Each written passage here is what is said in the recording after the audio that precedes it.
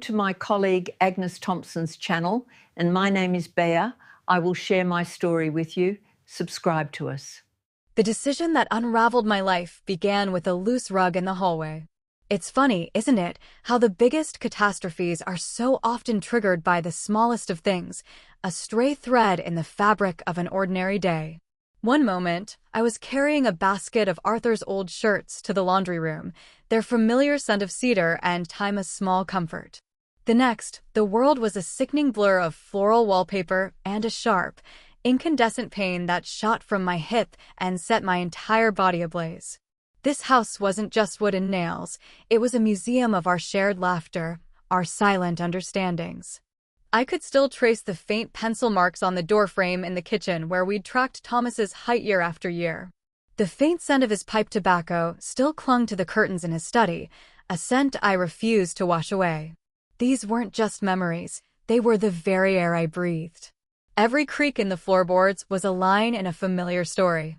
Arthur's ghost was a gentle one, present in the scent of old books in his study, the worn spot on the arm of his favorite chair, and the radiant faces of the rose bushes he'd planted for me outside the kitchen window.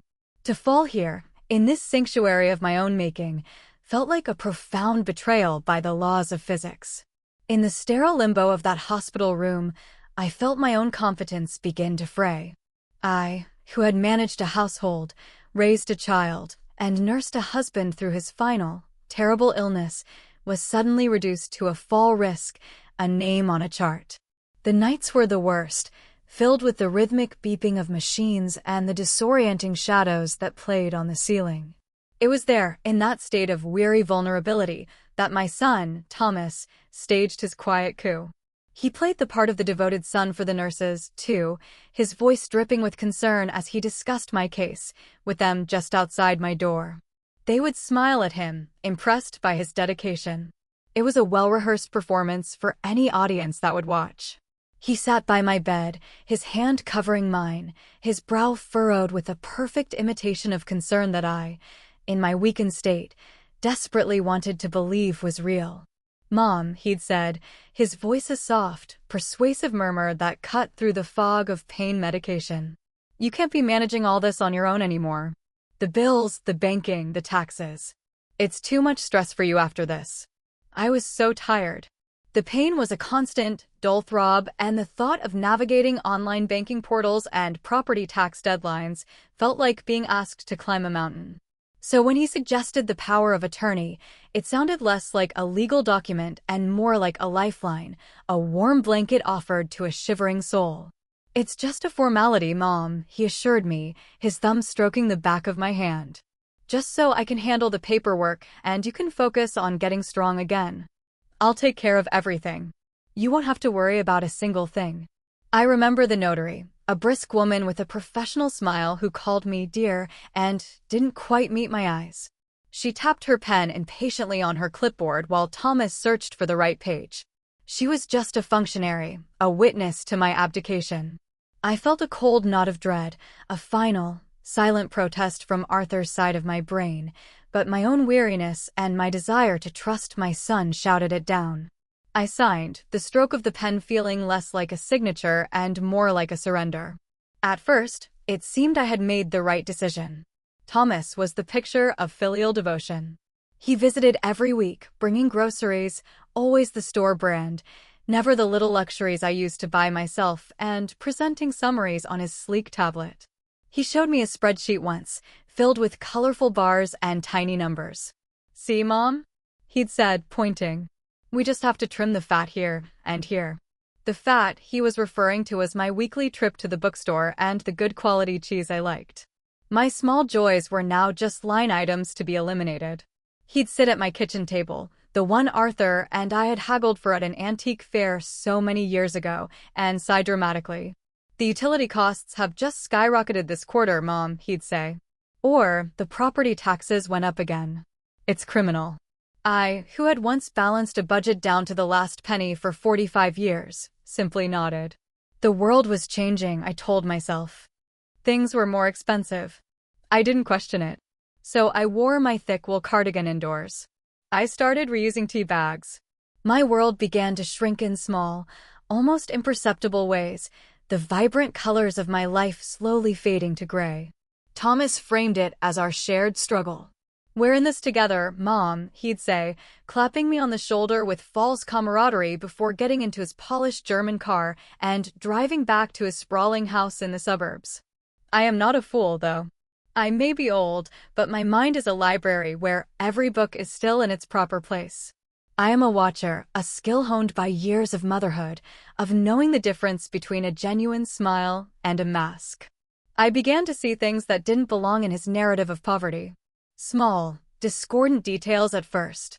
I remembered a Christmas, a few years before, when Amelia had picked up one of my silver serving spoons, a family heirloom, and said with a light, tinkling laugh, "Bea, this must be worth a fortune. You should get it insured." At the time, I thought it was an innocent comment.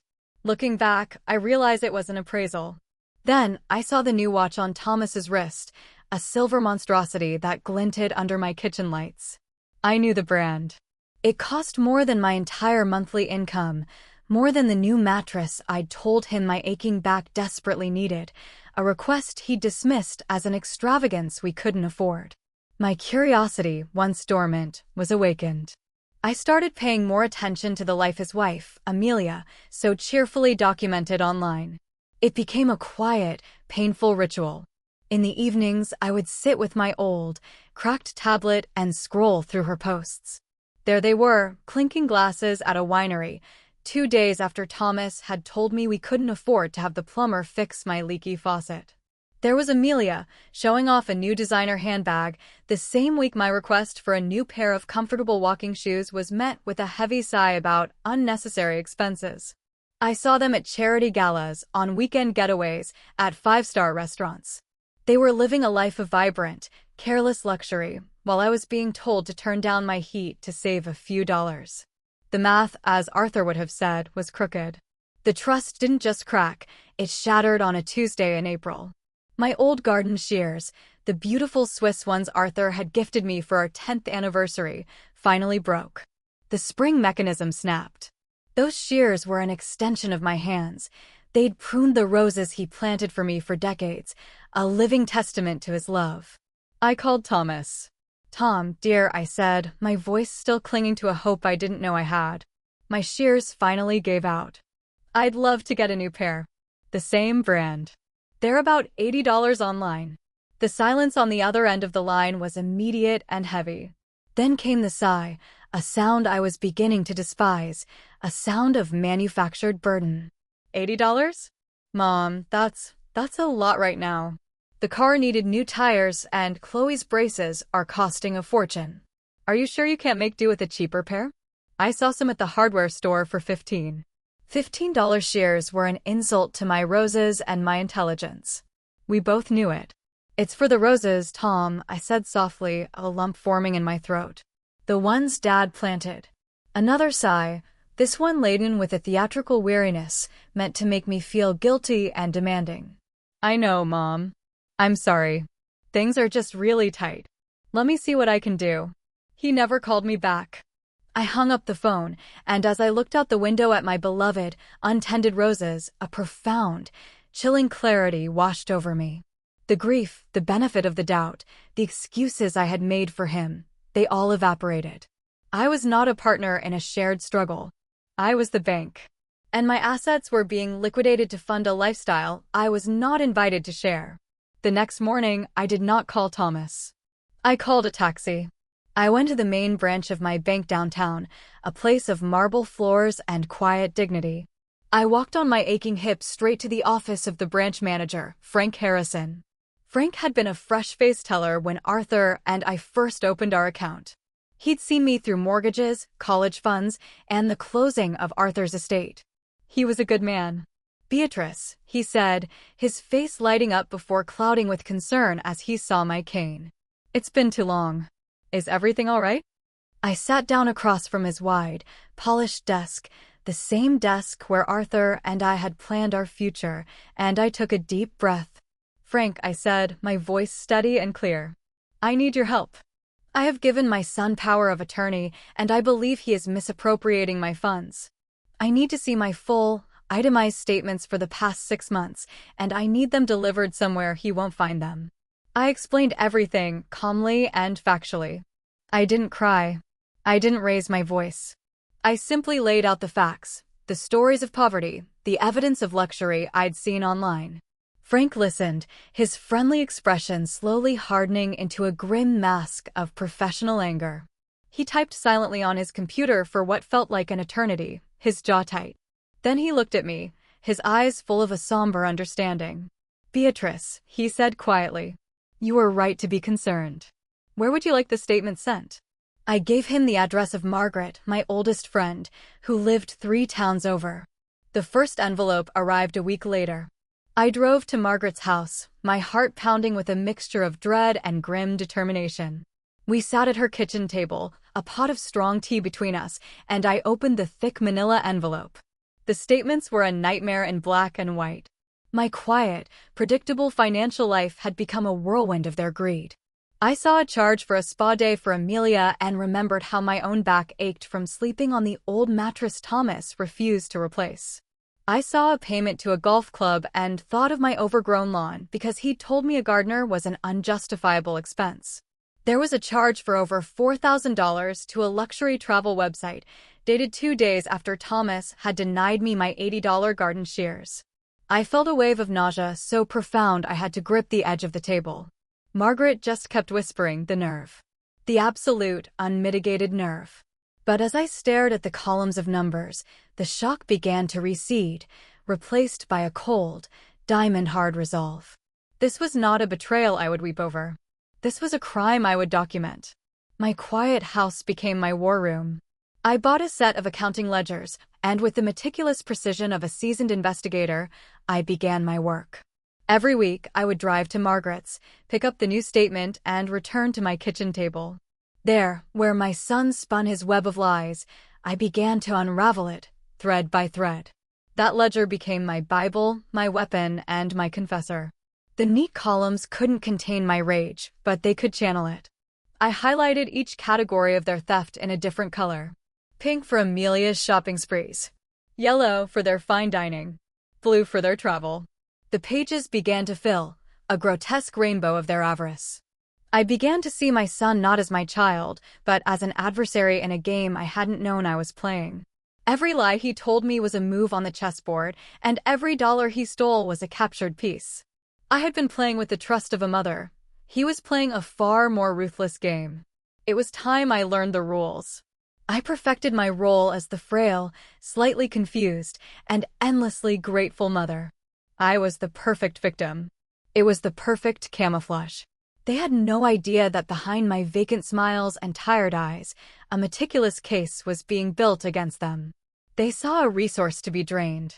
They never saw the woman who was quietly preparing for war. The weeks that followed my visit to Sam Blackwood's office were a masterclass in deception, and I, to my own surprise, was a gifted student. I played the part of the heartbroken but resigned mother, a woman worn down by her son's relentless logic and her own perceived fragility. My performance was so convincing that I sometimes felt a strange sense of detachment, as if I were watching a play about a sad old woman, and I just happened to be the lead actress. The catalyst, the moment I had been waiting for, arrived just as the first snows of winter began to dust the dormant rose bushes in my garden. Thomas came to me on a Tuesday, his face a perfect mask of weary despair. I watched him perform his monologue of financial ruin, a fiction woven from a failed investment and unexpected expenses. He spoke of market volatility and unforeseen downturns, words he'd clearly memorized from a financial news program.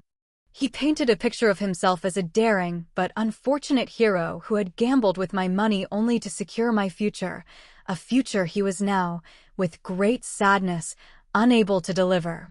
The performance was nauseatingly thorough. As he spoke, I mentally flipped through the pages of my ledger. The tech startup that had crashed and burned? I knew its real name, a down payment on Amelia's new SUV. The unforeseen market downturn? I knew that by another name, too, a ski trip to Aspen. He was a terrible actor, but I was his captive audience, and I gave him the reaction he craved. "Oh, Thomas," I'd whispered, letting my voice tremble. All that money gone?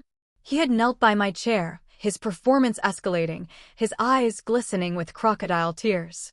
And then he delivered the line I knew was coming. Mom, I think we have to sell the house. I let the tears come then. They were not entirely fake.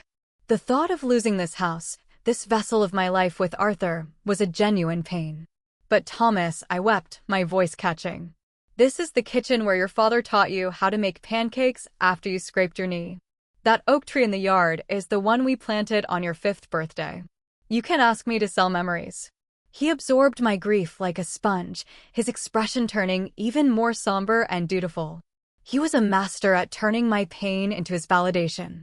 He let me cry, he let me plead, and then he patiently explained, as if to a child, why my memories were a luxury we could no longer afford. He wore me down, just as I intended him to.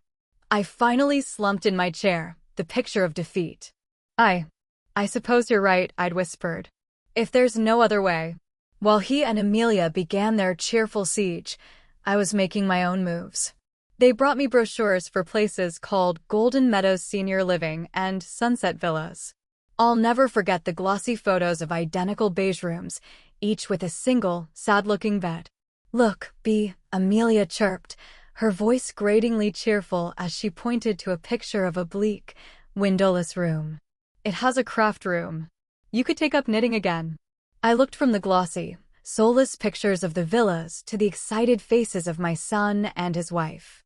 It struck me then that they weren't just being thoughtless. They were actively engaged in interior design for my obsolescence. They were tidying me away. Is there a garden? I asked quietly. Amelia's smile faltered for a second. Well, there are lovely potted plants in the atrium, she'd offered, before quickly changing the subject. While they were busy planning my incarceration, I was meeting with Sam. His office was a sanctuary of dark wood, leather, and the comforting smell of old paper. On his desk, next to a stack of legal files, was a silver-framed photo of him and Arthur on a fishing trip, both of them younger, beaming, holding up a ridiculously small fish. Seeing it made my resolve even stronger. I laid my ledgers on his desk. My rainbow of rage. He listened to my story without interruption, his face growing darker with every word. He slowly turned the pages, his sharp eyes taking in the highlighted entries and the corresponding photos of Amelia's shopping sprees. Arthur would have skinned him alive, Sam said when I was finished, his voice a low growl. My God, Bea, your husband was the most honest man I ever knew. I remember one time, he said, leaning back in his chair, your husband found a wallet with $500 in it. He spent 2 days tracking down the owner. Didn't take a dime as a reward. Said a man's character is what he does when no one's looking. I wonder what he'd say now. Hearing that, the memory of Arthur's steadfast goodness made the current betrayal feel like a fresh wound. For a moment, I allowed myself the luxury of grief, and Sam, dear Sam, let me cry. But then he straightened up, his eyes gleaming with a lawyer's righteous fire. Okay, he said. We don't just want the money back. That's simple. We want him to understand, on a public stage, what he has done. We let him walk himself to the edge of the cliff. We just give him a little push at the end. We spent 2 hours workshopping the plan. We would let the sale proceed. We would let Thomas and Amelia get drunk on their impending victory. Let them pick out the color for their new Mercedes, Bea, Sam had said with a grim smile. The higher they fly, the harder they'll fall. The next stage of their assault was the staging of the house. Cindy, the real estate agent, moved through my home with the brisk, predatory efficiency of a wolf inspecting a sheep pen. Her smile was a weapon, disarming and sharp. The neutralizer she brought with her was a quiet, mousy woman who seemed to take a grim pleasure in her work, placing her yellow sticky notes like little flags of conquest on my life's treasures. I felt like an occupied territory. She picked up a small, hand-carved bird Arthur had made for me one anniversary. This is cute, she'd said, but it's clutter. Clutter. 30 years of love and memory, dismissed as clutter. I wanted to scream. Instead, I just watched her place it in a cardboard box, my history being packed away to make room for a more marketable emptiness. I retreated to my bedroom during the open houses, the sound of strangers' footsteps and Cindy's booming voice echoing from below. I listened to them discuss tearing down walls, renovating my kitchen, painting over the floral wallpaper Arthur and I had picked out together. They were selling a future that was not theirs to sell, built on the destruction of my past. The day Thomas brought the listing agreement, my heart hammered against my ribs, but not from fear. It was the thrum of impending battle. My hand trembled as I took the pen, a tremor I did not have to fake, but it was from the sheer, vibrating force of my contained fury. I signed the paper. Thomas patted my shoulder, a gesture of patronizing ownership that made my skin crawl. "You're doing the right thing, Mom," he'd said, his voice smooth with satisfaction. I smiled weakly up at him, a frail, defeated old woman. "I know, dear," I'd whispered. The house sold in 2 weeks. The price was high enough to make Thomas and Amelia giddy with greed. The closing was set for the 10th of January. The days leading up to it were surreal. I packed a few boxes with a sense of grim purpose, sorting through my life with Arthur, deciding what was truly precious. It was not the furniture or the silver. It was the letters, the photographs, the small, silly tokens of a shared life. I wrapped each one carefully, not for a move to a sad little apartment, but as sacred relics to be brought into my new, reclaimed life. The morning of the closing was cold and bright, the sky a brilliant, unforgiving blue. I did not dress in my usual soft cardigans. I chose a navy blue wool suit from the back of my closet, a suit I hadn't worn since Arthur passed, the one I used to wear to board meetings. I put on a string of pearls. When I looked in the mirror, I did not see a victim. I saw a woman I hadn't seen in a long time, a woman who knew her own worth. I saw Beatrice Finch. I met Sam at his office building. We rode the elevator to the top-floor conference room in silence. We were 20 minutes early. Thomas and Amelia arrived a few minutes later, flushed and beaming, their cheap victory radiating from them like heat. Thomas's smile faltered for a moment when he saw Sam sitting next to me. "Mom? Who's this?" he asked, a flicker of unease in his eyes. "Thomas, you remember Sam Blackwood," I said, my voice perfectly level. "He was your father's oldest friend. He's just here to observe for me." It sounded reasonable enough. Thomas relaxed, his arrogance overriding his caution. The buyers and their lawyer arrived, and the room filled with the low hum of professional pleasantries. We all took our seats around the massive mahogany table, which was covered in neat stacks of documents, a paper monument to my supposed surrender. I looked around the table at the faces. The buyers, a young couple, were practically glowing with excitement, whispering about paint colors. Amelia was scrolling through her phone, probably looking at resorts in Europe. And Thomas. Thomas had a look of such profound, smug satisfaction on his face, the look of a predator who has successfully cornered his prey. None of them had any idea they were sitting in a courtroom and that judgment was about to be served. Thomas's lawyer, a young man with more confidence than sense, began the proceedings. He droned on about title transfers and fund disbursements. I watched my son's face. There was no remorse there, no flicker of guilt. Only a rapacious, bottomless greed. Finally, the lawyer pushed the first set of signature pages towards me. "Mrs. Finch, if you would sign here and here," the whole room was looking at me. This was the moment. The culmination of months of planning, of biting my tongue, of swallowing my pride. I looked at Thomas, at his eager, expectant face. I thought of my cold house, my cheap coffee, my broken garden shears. I thought of Arthur and what he would have done. I took a breath. And then Sam cleared his throat. It was not a loud sound, but in the focused silence of the room, it was as loud and definitive as a judge's gavel. Everyone stopped. All eyes shifted to him. He was a picture of calm authority.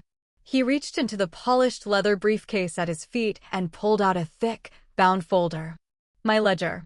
My rainbow of rage. He placed it on the table with a solid, resonant thud that seemed to shake the entire room. "Before my client signs away her home," Sam began, his voice quiet but carrying to every corner of the conference room, "we have a separate financial matter to address.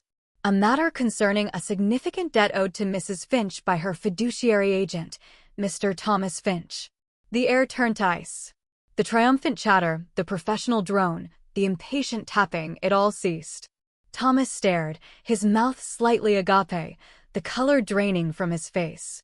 They all looked from the ledger to me, and for the first time in a very long time, they truly saw me. And I held their gaze, my own as cool and clear as the winter sky outside.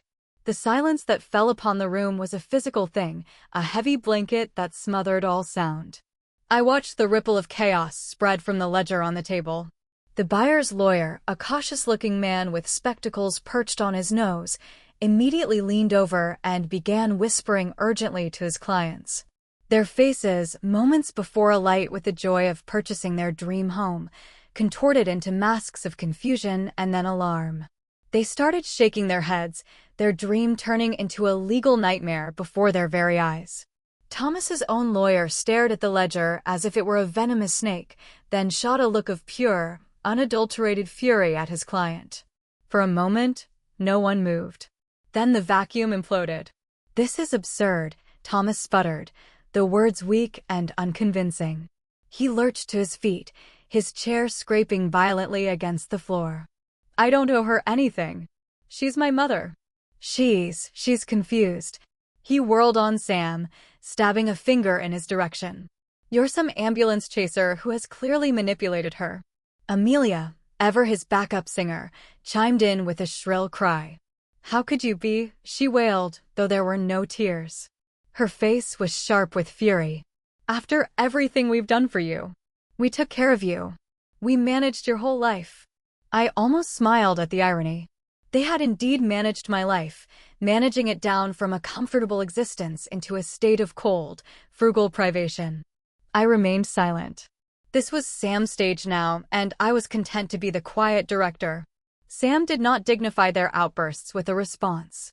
He simply let their accusations fade into the thick, tense air. Then, with the calm deliberation of a surgeon, he opened my ledger.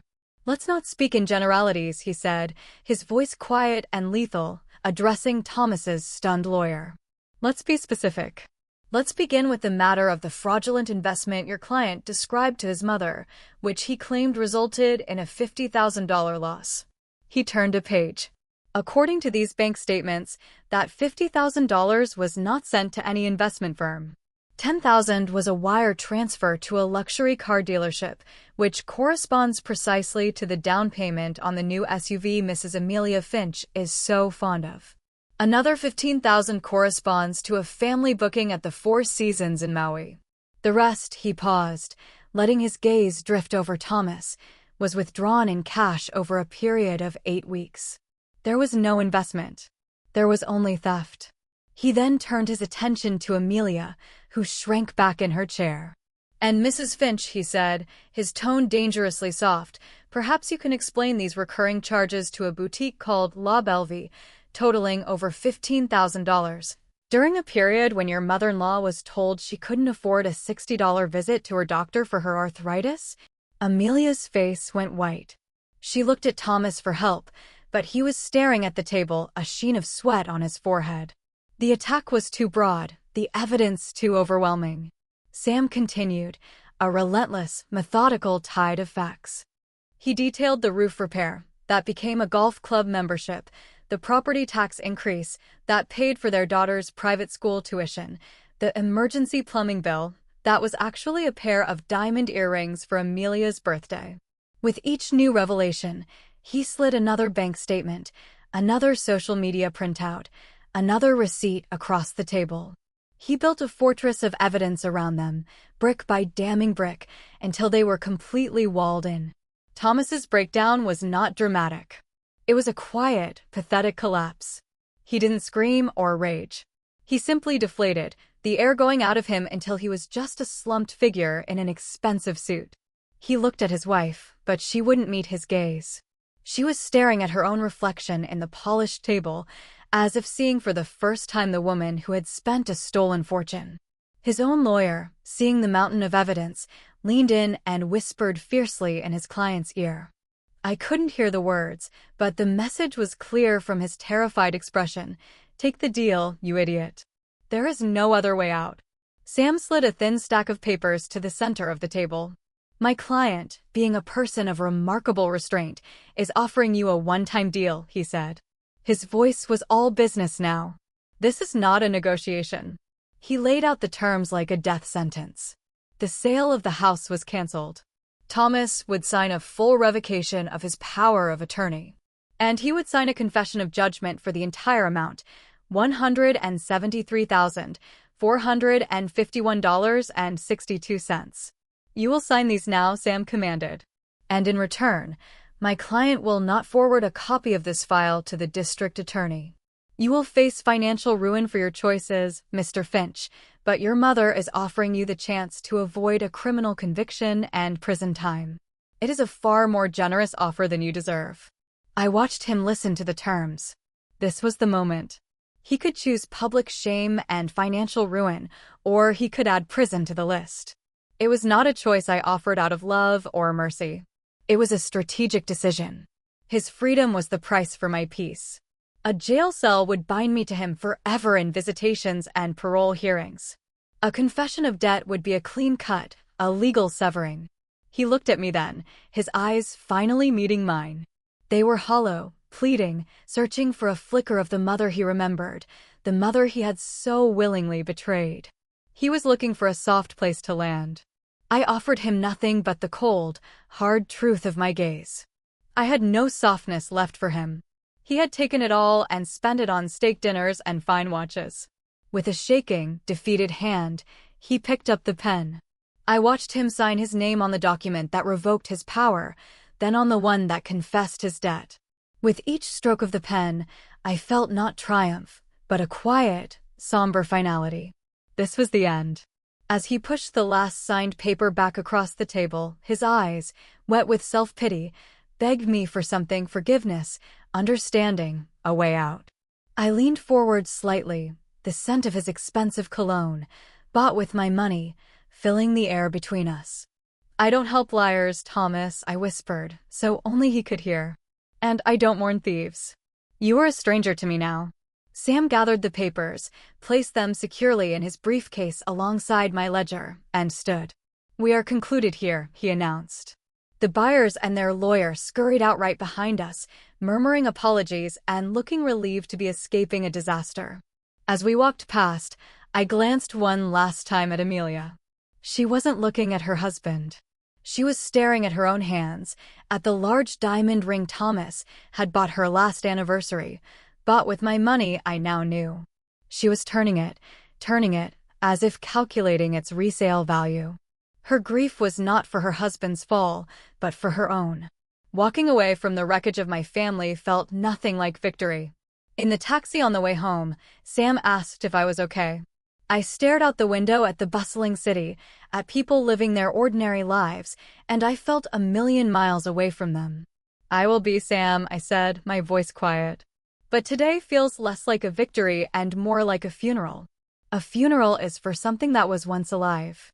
And I realized, looking out at the indifferent city, that my love and trust for my son had been alive, vibrant, and real. He hadn't just stolen money. He had murdered that love, methodically, over many months. When I returned home, the first thing I did was walk over to the garish sold sign on my lawn. I gripped the cold metal post and, with a surge of strength I didn't know I possessed, I pulled it from the frozen earth. I dragged it to the side of the house and let it fall face down in the snow, a monument to a battle I should never have had to fight. I walked inside. The house was quiet, but for the first time in a long time, it was a peaceful silence. It was the silence of safety, the silence of sovereignty. It was mine. All of it. Mine. The generic gray cushions and cold art were still there, the work of the neutralizer. I walked through the rooms, a queen reclaiming her castle. I took down the bland prints and leaned them against the wall. I went to the boxes marked storage and pulled out the first thing I saw, a framed photograph of Arthur and me on our wedding day. I placed it back on the mantel, in its rightful place. His smiling face seemed to approve. My house was no longer a crime scene. It was just a house again. My house. The confirmation email for the shears arrived with a small ping. It was a sound of beginning. I knew the coming months would be difficult. There were legal matters to finalize, a web of deceit to untangle. But for the first time in a year, the silence in my house didn't feel like an absence. It felt like space. Space to think, to breathe, to heal.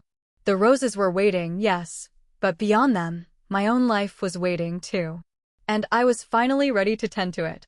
I sat at my kitchen table, the epicenter of my war room, and I did something I hadn't done in almost a year.